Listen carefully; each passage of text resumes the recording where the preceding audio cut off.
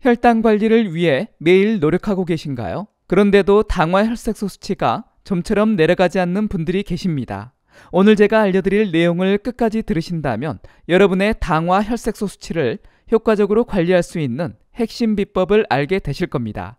특히 마지막에 소개할 기초대사량과 관련된 놀라운 사실은 많은 분들이 모르고 계신 내용이니 절대 놓치지 마세요. 안녕하세요. KK 건강입니다. 당뇨가 발생하면 당화 혈색소라는 지표를 정확히 이해하는 것부터 시작해야 합니다.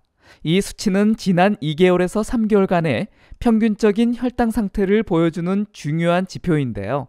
혈액 속의 포도당이 적혈구의 헤모글로빈과 결합한 정도를 측정하는 것입니다.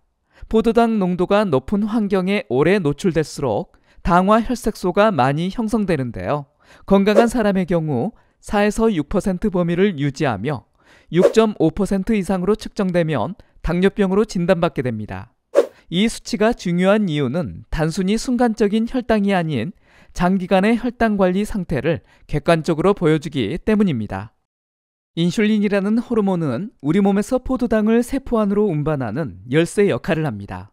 인슐린 감성이 좋다는 것은 적은 양의 인슐린으로도 세포가 포도당을 효율적으로 흡수한다는 의미입니다. 반대로 인슐린 저항성이 생기면 아무리 인슐린이 분비되어도 세포가 포도당을 제대로 받아들이지 못해 혈액 속 포도당이 계속 높은 상태로 유지됩니다. 인슐린 저항성을 유발하는 요인들은 우리 일상에서 깊숙이 자리 잡고 있습니다. 과도한 칼로리 섭취, 복부 비만, 신체 활동 부족, 만성염증, 지속적인 스트레스 등이 복합적으로 작용합니다. 개인마다 인슐린에 대한 반응이 다르기 때문에 자신의 상태를 정확히 파악하고 맞춤형으로 관리하는 것이 좋습니다. 첫 번째로 복부 비만과 과체중인데요.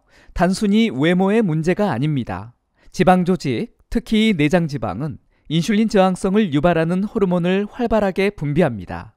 간과 근육 조직에서 인슐린이 제대로 작동하지 못하게 방해하는 것이죠.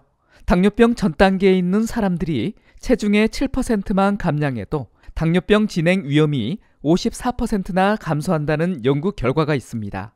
6개월이라는 기간 동안 꾸준히 노력한 결과인데요.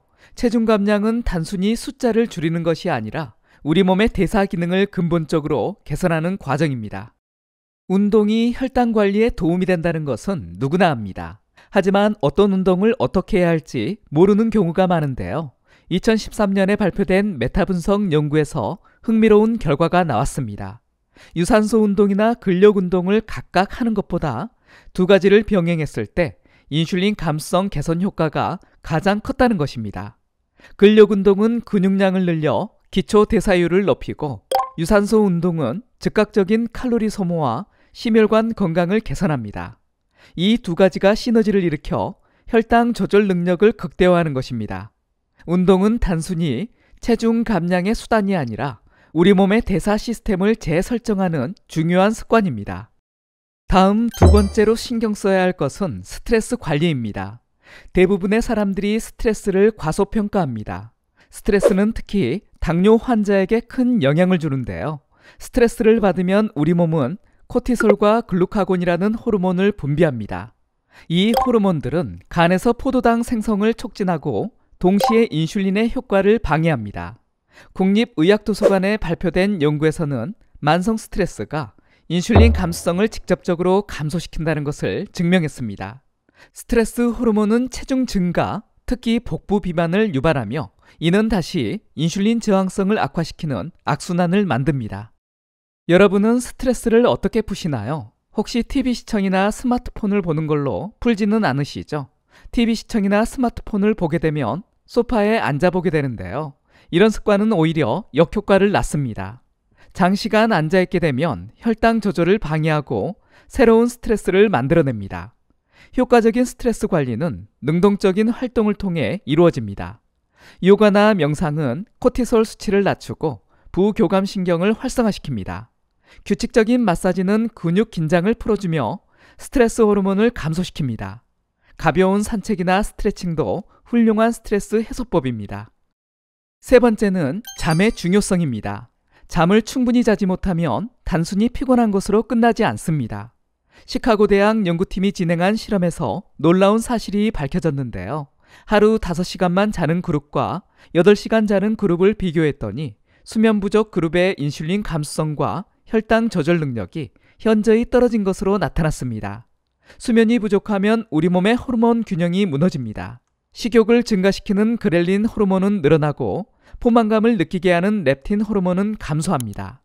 면역 체계가 약해지고 대사 기능이 저하되며 제2형 당뇨병과 합병증 위험이 급격히 증가합니다.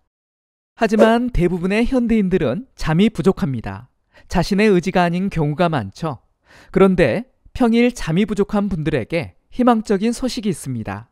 콜로라도 대학에서 발표한 연구인데요. 주말을 활용한 보충 수면이 인슐린 감수성을 회복시킬 수 있다는 것을 발견했습니다. 평소 수면이 부족했던 참가자들이 주말에 10시간 이상 충분히 잠을 잤더니 손상되었던 포도당 항상성이 회복되고 인슐린 감수성이 정상 수준으로 개선되었습니다. 물론 매일 충분히 자는 것이 가장 이상적이지만 주말이라도 수면을 충분히 한다면 혈당 관리에 큰 도움이 된다는 것입니다. 네 번째는 혈당 관리에 가장 중요한 식단 관리입니다. 만성염증은 당뇨병의 주요 위험 요인 중 하나입니다. 이런 만성염증을 줄이기 위해서는 항산화 물질들이 많은 채소와 과일 섭취가 중요합니다. 카로티노이드, 플라보노이드, 레스베라트롤, 사포닌, 이소플라본, 글루코시놀레이트 같은 파이토케미컬들이 세포를 보호하고 인슐린 감수성을 개선합니다. 이러한 항산화 성분들은 단순히 염증을 줄이는 것에 그치지 않습니다. 혈관 건강을 개선하고 산화 스트레스를 감소시키며 세포의 인슐린 수용체 기능을 향상시킵니다. 무지개색 식단이라고 불리는 다채로운 채소와 과일 섭취가 중요한 이유입니다. 섬유질은 우리 몸에서 소화되지 않는 특별한 영양소입니다. 바로 이 특성이 혈당 관리에 큰 역할을 하는데요. 소화가 천천히 진행되면서 포도당이 혈액으로 흡수되는 속도를 늦춰주기 때문입니다. 식후 혈당이 급격히 상승하는 것을 막아주는 천연 조절제 역할을 하는 것이죠. 264명의 여성을 대상으로 한 연구에서 수용성 식이섬유 섭취가 인슐린 저항성을 현저히 감소시킨다는 결과가 나왔습니다. 수용성 식이섬유는 장내 유익균의 먹이가 돼 장내 미생물 환경을 개선합니다. 건강한 장내 미생물은 단세 지방산을 생산해 인슐린 감수성을 높이는 데도 기여합니다. 다섯 번째는 기초 대사량입니다. 열심히 운동해도 체중이 줄지 않는다고 좌절하시는 분들이 많습니다. 여기에는 많은 사람들이 모르는 중요한 사실이 숨어 있는데요. 우리가 소비하는 전체 칼로리 중 운동으로 소비되는 활동 대사량은 생각보다 적습니다. 대신 심장박동, 호흡, 체온 유지, 세포 재생, 뇌 활동 등 생명 유지를 위한 우리 몸의 기초 대사량이 전체 에너지 소비의 60에서 75%를 차지합니다. 프로 운동선수의 운동으로 소비하는 대사량조차도 일반인의 몸속 장기들이 소비하는 기초 대사량을 크게 넘지 못합니다. 간, 뇌, 심장, 신장 같은 장기들이 24시간 쉬지 않고 엄청난 양의 에너지를 소비하고 있는 것입니다. 기초 대사량을 높이면 가만히 있어도 더 많은 칼로리를 소비하게 됩니다. 그렇다고 운동을 하지 말라는 말은 아닙니다. 규칙적인 근력 운동은 근육량을 늘려 기초 대사율을 높입니다. 뿐만 아니라 충분한 수면은 호르몬 균형을 맞춰 대사율을 최적화합니다. 충분한 수분 섭취도 중요합니다. 물을 마시는 것만으로도 일시적으로 대사율이 상승합니다. 그리고 단백질이 풍부한 식사는 소화 과정에서 더 많은 에너지를 소비하게 만듭니다. 캡사이신이 들어있는 매운 음식이나 생강, 계피 같은 체온을 높이는 식품도 기초 대사량 증가에 도움이 됩니다. 지금까지 당화 혈색소를 효과적으로 낮추는 방법들을 살펴보았습니다. 체중 관리와 운동, 스트레스 조절, 충분한 수면, 항산화 성분과 섬유질이 풍부한 식단, 그리고 기초 대사량을 높이는 방법까지 이 모든 요소들이 서로 연결되어 있습니다. 한 가지씩 천천히 실천해 보세요. 완벽하게 모든 것을 한 번에 바꾸려 하지 마시고요. 작은 변화부터 시작해 보세요.